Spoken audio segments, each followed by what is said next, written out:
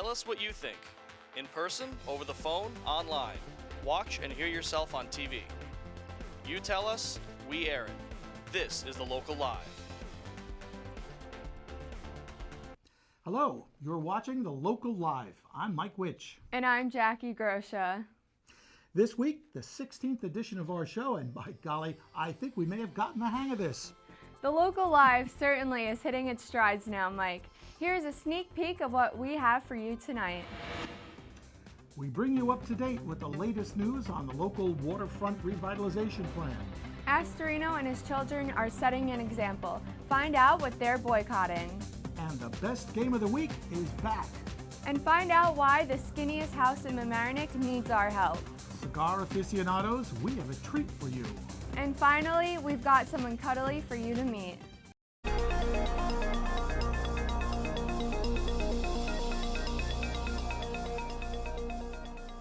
On March 31st, Village of Mamaroneck officials and consultants met to discuss parameters that will help them move forward with the local waterfront revitalization program, best known as LWRP.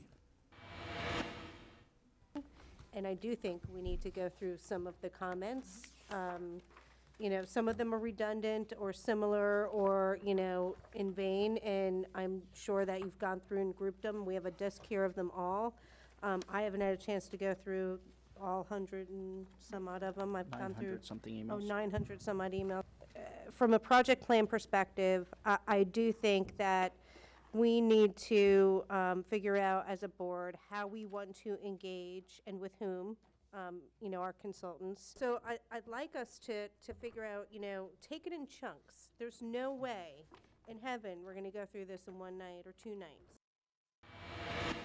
The updated LWRP will be ready for adoption by the Board of Trustees after it's reviewed by the state and all public and federal comments are acknowledged. The next work session will be April 7th, where a specific plan will be discussed and drafted.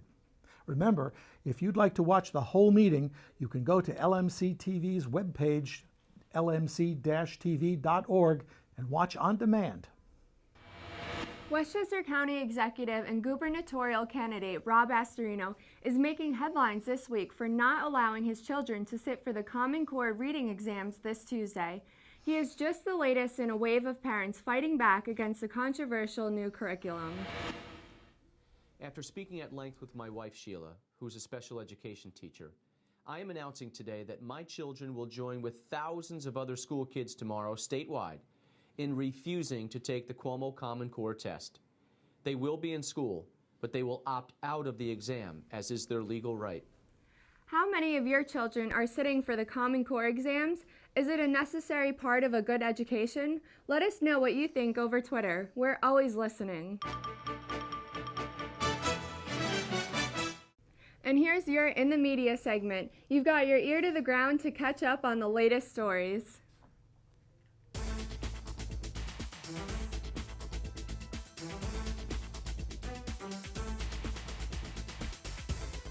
Good news for the schools, reported in The Loop as well as The Voice.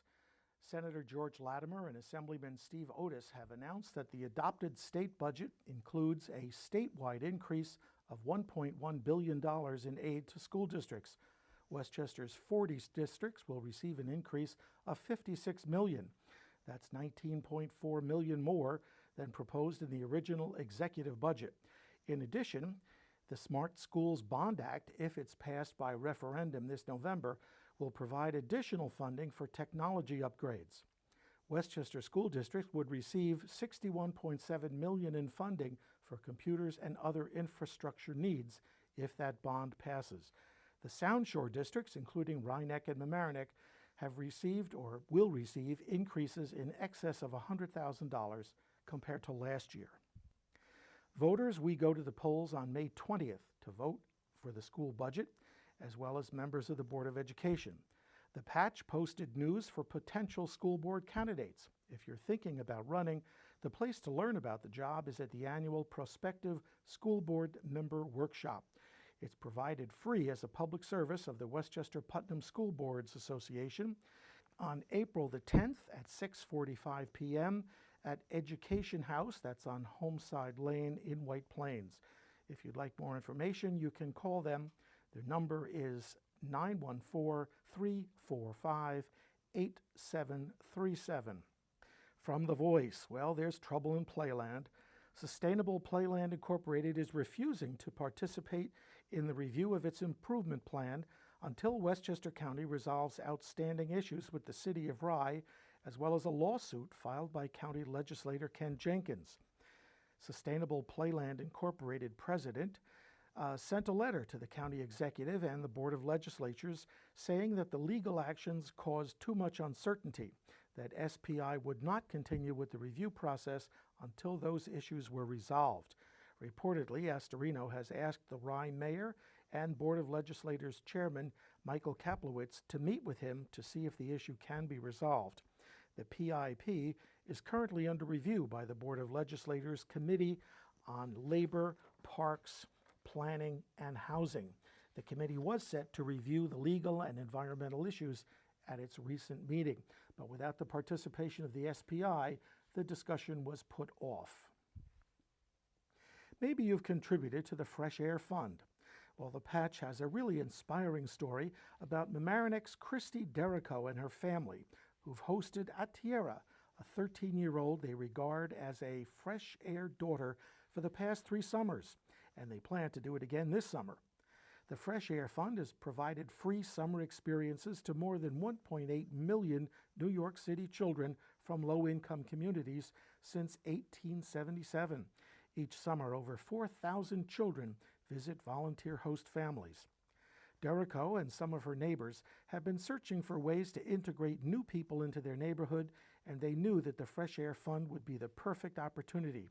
Writes the Patch, since at Tierra's arrival in 2011, the Derrico family has gone on more adventures in the past 3 years than they have in the 15 years prior, like a gondola ride up Whiteface Mountain, horseback riding in Vermont, and sightseeing in Montreal.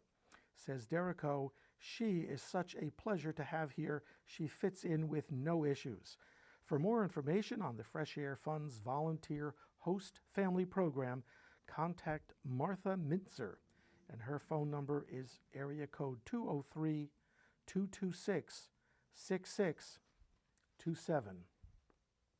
The Larchmont Patch reports that the village has plans to improve the baseball and softball fields in Lorenzen Park. Fundraising will be the job of volunteers in Fields for Kids and the Mamaroneck Larchmont Little League. They held a kickoff on March 23rd. Planned improvements include 2 new diamonds behind the existing field, which will finally give a home ballpark for the Little League. Similar field improvement projects at Mamaroneck High School and Flint Park were funded in large part by private donations. Half the money for Lorenzen Field has already been raised. To learn more about the project and to get involved, you can visit a website, www.fieldsforkidsmamk.org. And those are some of the stories that I found interesting this week in the media. I'm Michael Witt.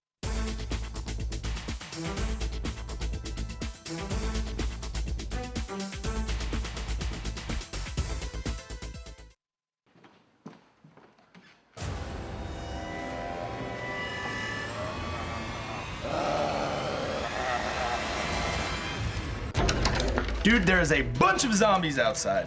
What? There are zombies in the front lawn. It's Z-Day. Well, what do we do? Let's check out the news.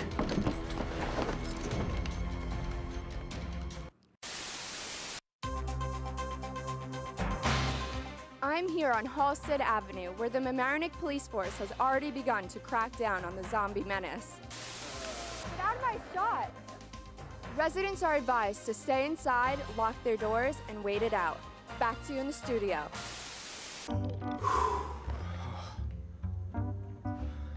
Looks like we're gonna be okay.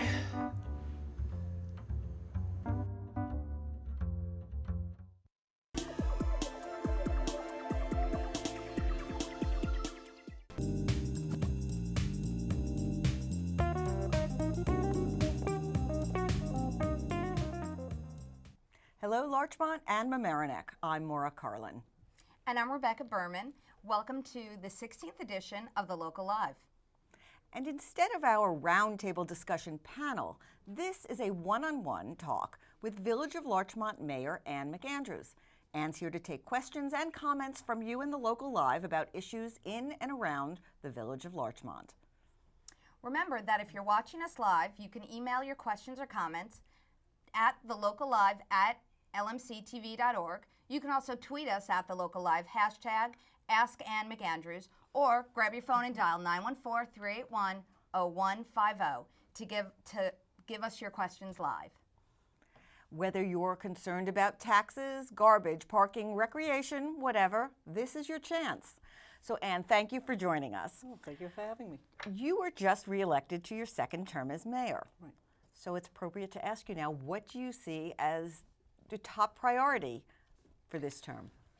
Top priority is to keeping the community, the Village of Larchmont, what it has been in the past, and whether we can sustain the level of services, giving so many pressures on us, pressures of taxation, pressures given to us by Albany because of the cap, pressures of increased costs, pension costs, health insurance costs, the cost of asphalt, because believe me, we're going to be increasing the amount of paving that we're going to be doing in our roads, especially after this winter.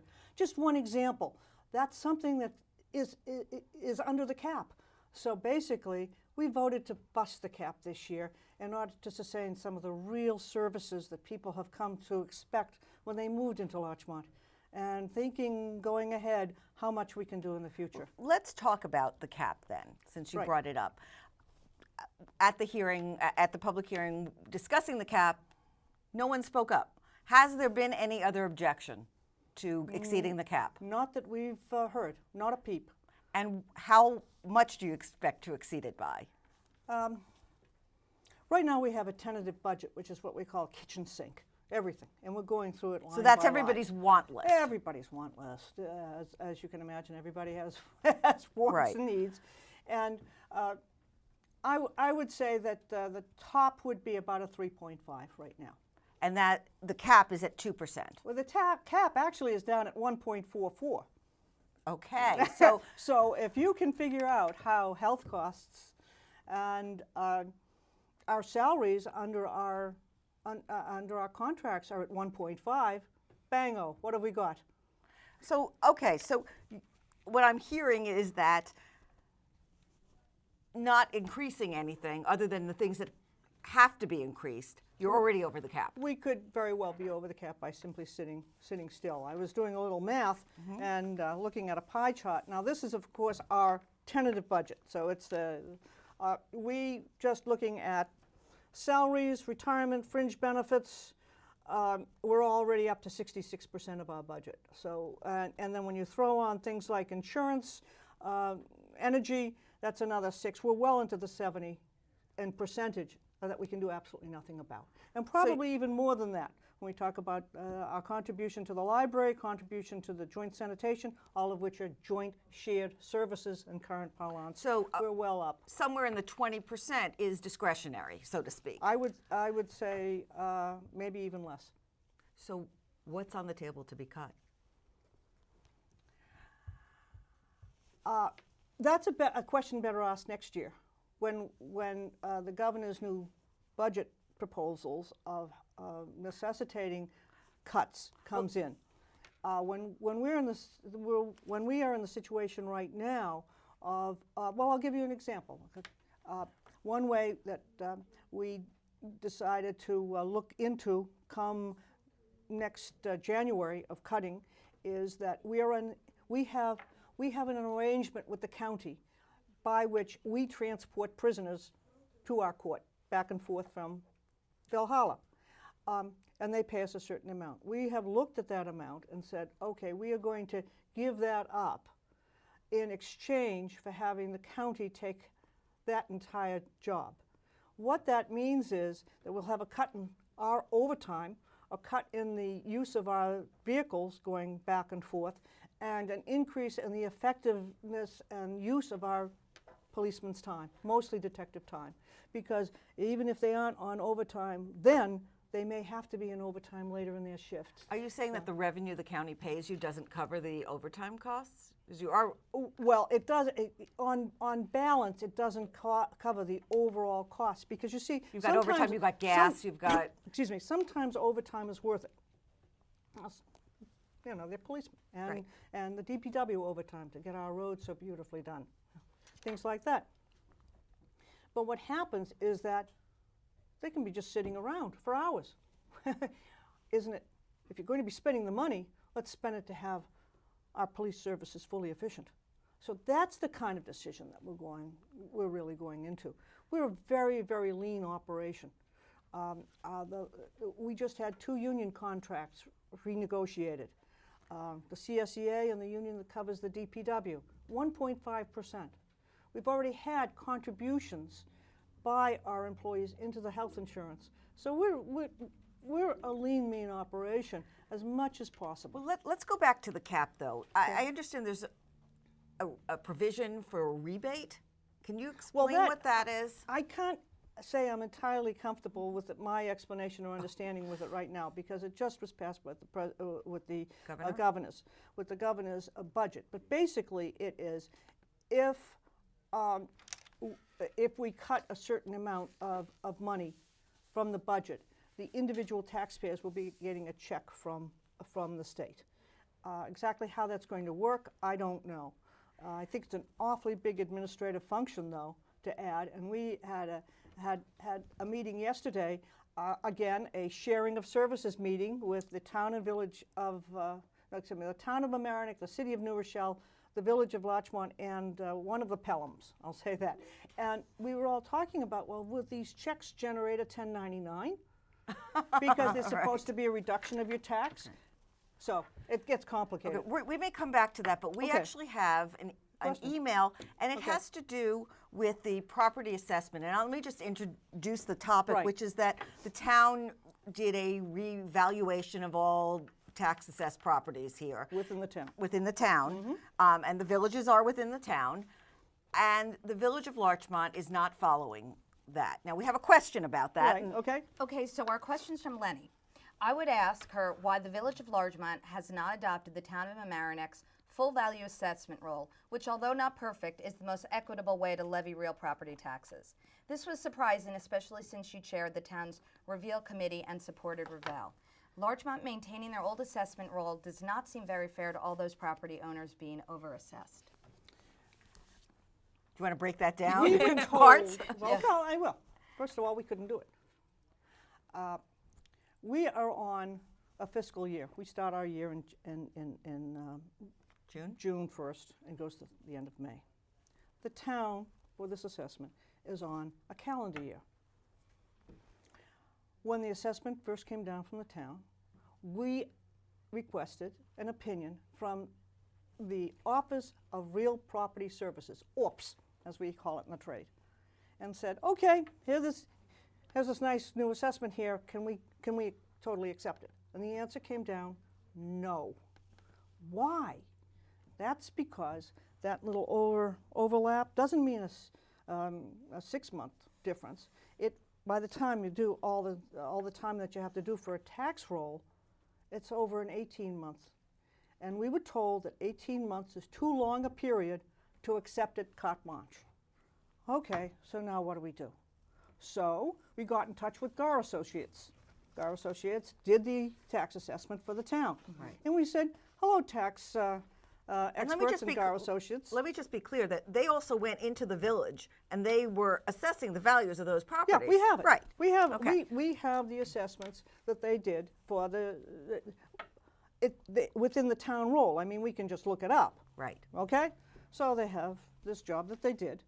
And we said, all right, how much would it cost the village of Larchmont to take the town roll and bring it up to the time where we can use it? And here's Gar Associates, here it is, right here, $125,000 to $150,000. Cash money. You know that cap I was talking to you Yes. about? This is about, let's see, 100,000 is about 80 basis points. Figure it out, we blow the cap just on this. So we made a conscious decision, because a couple of other things were happening as well. we made a conscious determination to wait until the town's role was completed. Now you may say, wait a minute, wait a minute. I know that's a complete role. They're calling it the final role. It ain't complete yet. The village of Larchmont, within the village of Larchmont, over 220 houses have contested that town role. They are presently before small claims court. That's over 12% of that town role that's in litigation. Okay, so you have that. Number three reasons. Number one, we were told we couldn't do it just right off the top. Number two, it was going to cost us a mint for 1 year. Number three, even if we took the role, we would be in the same kind of litigation that the town is over 12% of our parcels.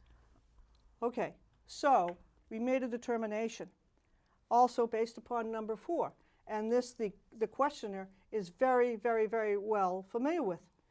We expected that all of those residents, or a significant number of the residents of the village of Larchmont, who got their tax bill from the town, Correct. tax assessment from their town, I should say, and they said, well, wait a minute, that's lower than the one the village is giving me.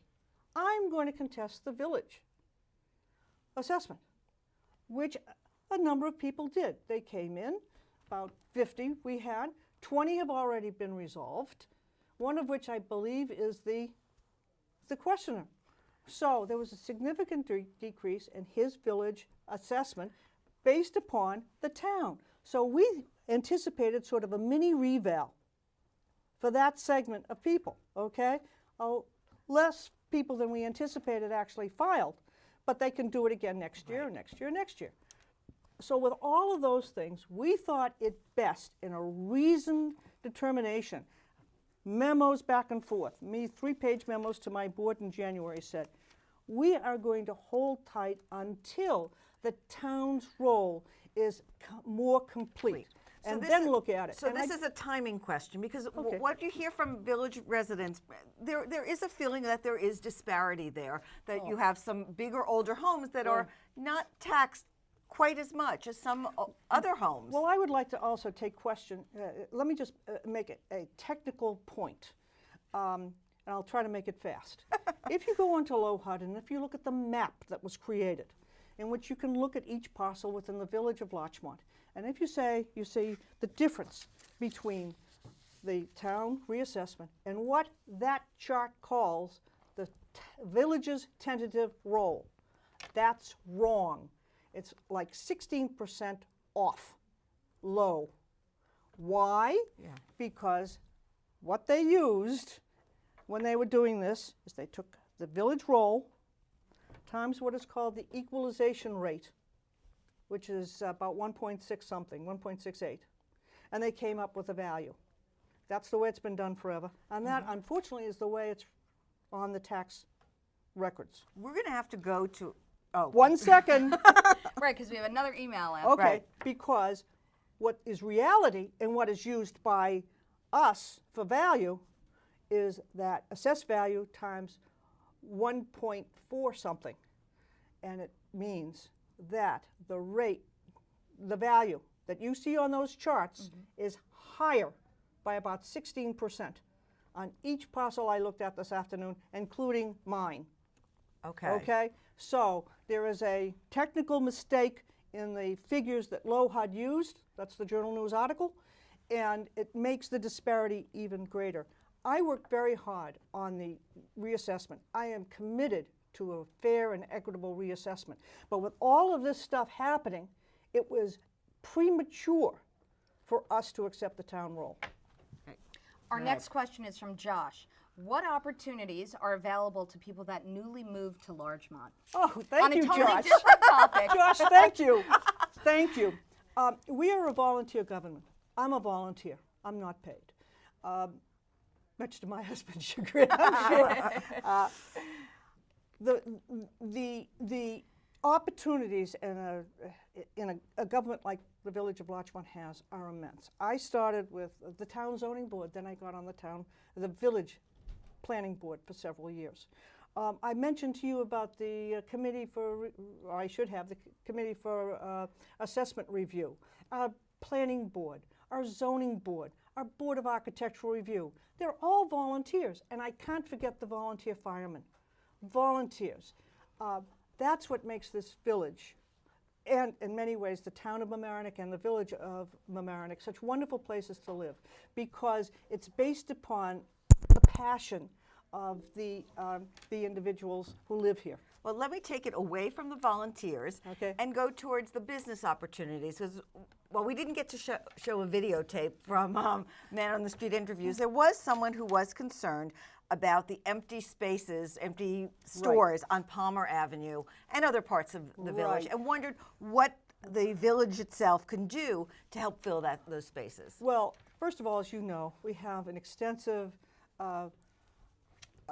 streetscape project that will spruce up the sidewalks. Well, as of, as I said, 5:15 yesterday afternoon, the last time I spoke to council, we are in negotiation with the surety company that produced the performance bond on this project.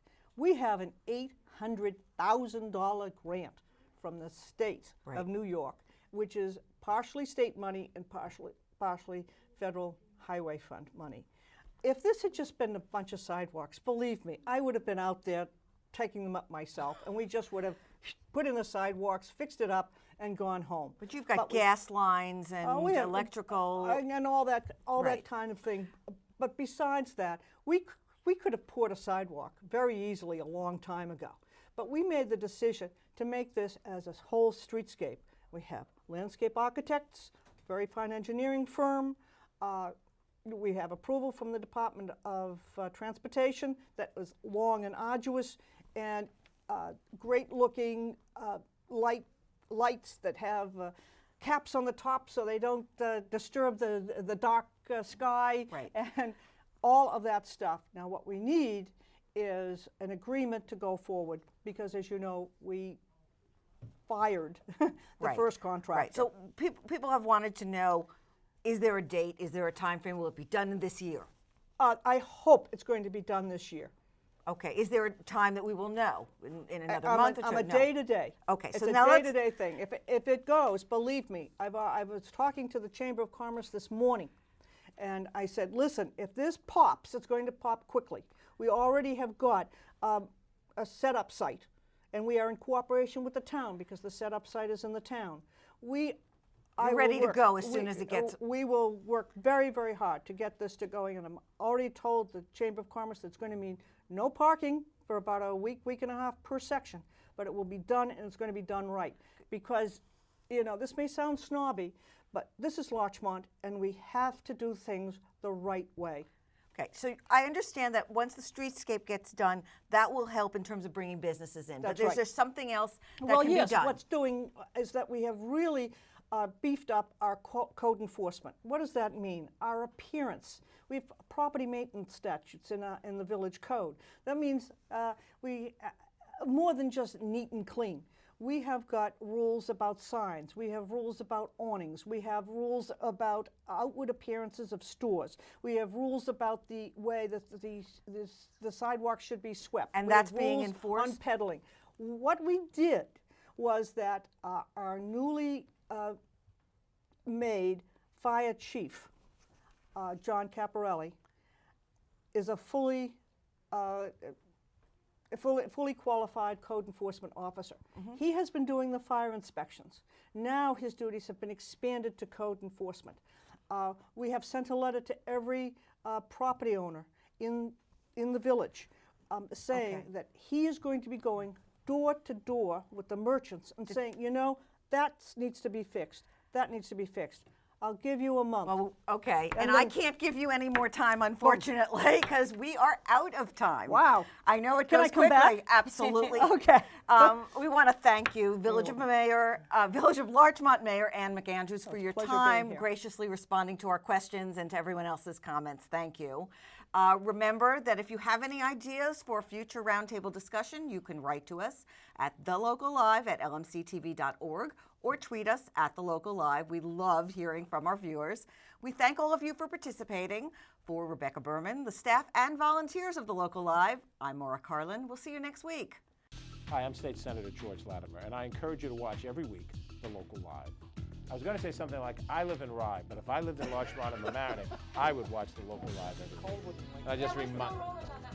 Thank you. Skinny is not how most people would describe the average American home, but there is nothing average about this Mamaroneck house or its owners. Brenda Blanco has this special report.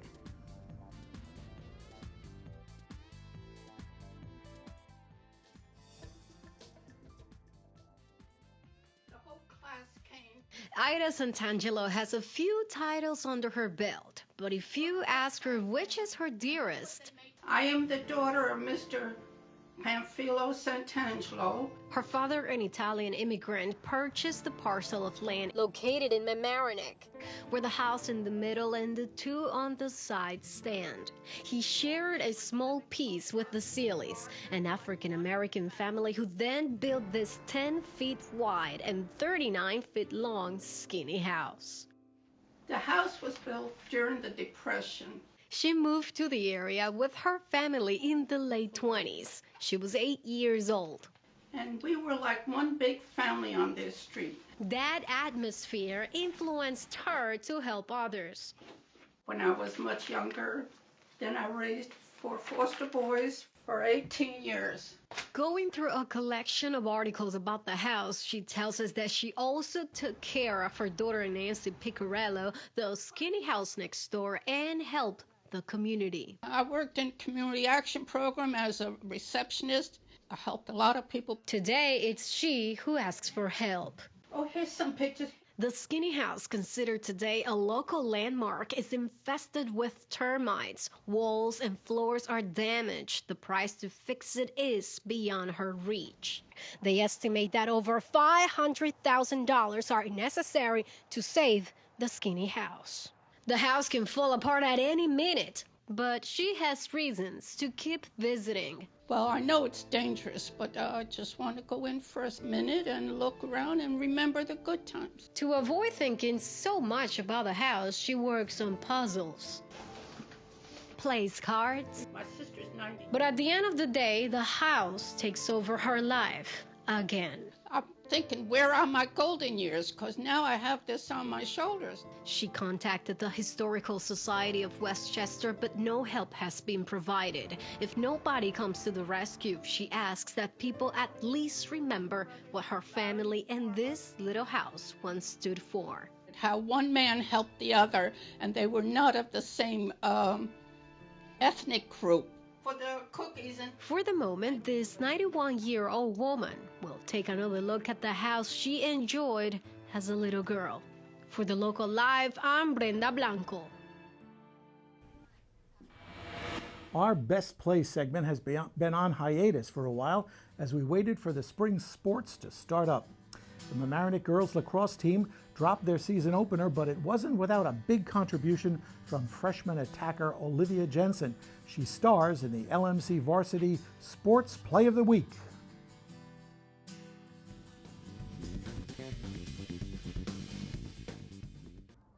Temperatures down near 40 today. Shot. And it is good. It scores. First goal of the season. Pass out in front. Jensen shoots and scores. They need goals and draw wins. A nice pass in front. Jensen, underhand, rolls it in for the score. Got a streaking Stegerwald. She's going to keep it. Shot. Scored! Fourth goal of the day for Olivia Jensen. The Tigers draw one closer. They still trail by 4. Good job by Freya Cantwell. Pass. Jensen scores.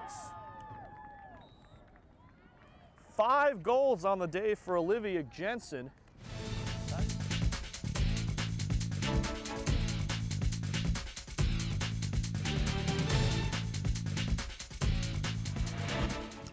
For many people, cigars are something of an acquired taste.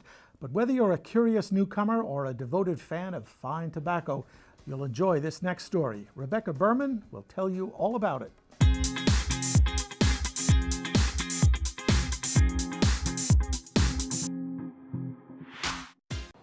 Cigar smoking has been taken to a whole new level, and we're here to check it out at Doc James Cigar Lounge on Prospect Avenue in Mamaroneck. Doc James Cigar Lounge has serviced cigar aficionados since the 1960s. Its current Mamaroneck location is in an early 1800s converted barn. Owner and proprietor Josh DeSiena has propelled cigar smoking to a place where smoking a fine cigar is an experience. It's a very sense of camaraderie here, sense of community. Everybody in here has one thing in common. They all love to smoke cigars.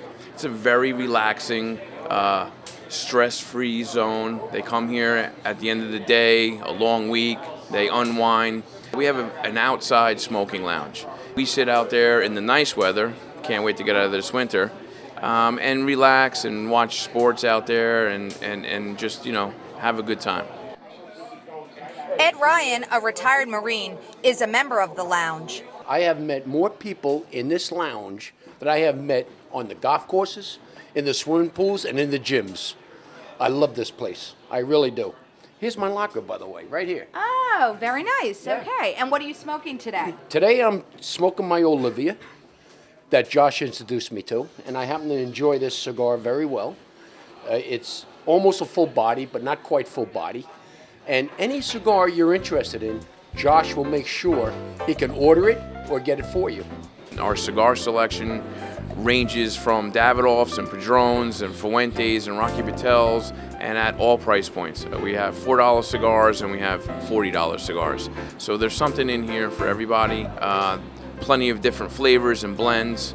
And we also have our own cigar here. It's called the DeSiena 312 that we manufacture, and I say we, my brother and myself. And this cigar has taken off, and we're actually looking forward to distributing it across the country. Generally speaking, you can tell how strong a cigar is just by looking at the color of the wrapper. Here we have a Davidoff RR. The wrapper is what we call mild to medium in color, and then we have here a Padrone and a Vasario 1964. You can see the wrapper's a lot darker in color. Generally speaking, the darker one's going to be a lot fuller, richer, deeper in flavors. The love of a fine cigar brings people together at Doc James. We eat, we be merry, and we have a cigar. I mean, it's just a great place to come to. If you're looking to be part of the Mamaroneck Cigar Lounge fraternity, then Doc James Cigar Lounge is your place. This is Rebecca Berman for The Local Live. Hey guys, you're watching The Local Live. Stay tuned. Yeah. This week, our starring pooch is a 1-year-old shepherd and lab mix named Ava. Ava is cat-friendly, dog-friendly, and also loves children. She is already housebroken and is super smart and easy to please. She's just an all-around fabulous family dog. If you have a home for Ava, you can contact Courtney Bellew at the Special Needs Animal Rescue and Rehabilitation Center. This can be done by email or calling the number on your screen. And now, Jackie, we have something special. We have a new segment on the show. It's called the Library Book Corner. You know, we have 2 local libraries, and we thought it would be a nice idea to ask the local librarian for a recommendation on a book. So here is Susan Riley from the Village of Mamaroneck Free Library. Hello, my name is Susan Riley. I work at the Mamaroneck Public Library, and today I'm going to tell you about a new book called The Interestings by Meg Wolitzer. The Interestings begins in 1974 at a trendy, artsy summer camp in the Berkshires, where a group of 6 teens become close friends. At its heart is Jules Jacobson, who feels somewhat like an outsider until she's invited into the elite group, which dubs itself The Interestings. The book follows their lives as they grow from being overly dramatic and self-absorbed teens who vow to never lose touch with each other into real life, which doesn't always reflect their expectations of success and satisfaction. Although the story hops back and forth in time, it's not confusing in the least and is exceptionally well written, engaging, and ambitious. Readers who enjoyed sophisticated and literary works such as The Marriage Plot by Jeffrey Eugenides or The Group by Mary McCarthy will appreciate The Interestings. Thank you, Susan. If you've got an idea for a good segment or a good story happening in your neighborhood, let us know. Some of our best scoops come from you, our viewers. That's right, Mike. In case you missed our Twitter earlier in this program, our handle is @TheLocalLive. We are always open to new story ideas, and we want to hear from you. Well, that's it for us for today. Remember, Mamaroneck, be friendly, and Larchmont, stay classy. Bye. See you Bye-bye. next week. Tell us what you think. In person, over the phone, online. Watch and hear yourself on TV. You tell us, we air it. This is The Local Live.